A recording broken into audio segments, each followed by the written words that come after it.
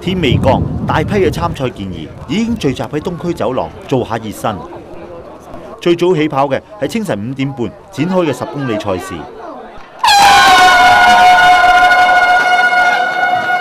槍聲一響，38000幾個參賽健兒齊齊發力起跑，但係起步冇耐就有參賽健兒因為互相推撞跌低，要由救護人員扶埋一邊包紮。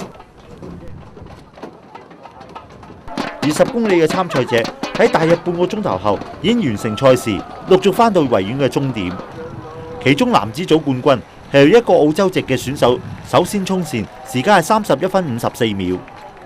本港前3項鐵人代表李志和就以第6名衝線，至香港選手張婷欣就奪得女子組冠軍，時間係39分32秒。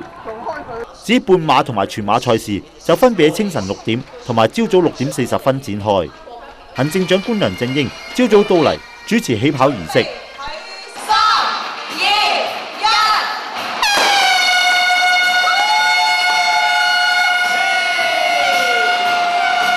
跑全馬嘅參賽健兒就要喺尖沙咀彌敦道近住美麗華酒店起跑，經青馬大橋同埋西隧等主要幹道，再跑到維園為終點。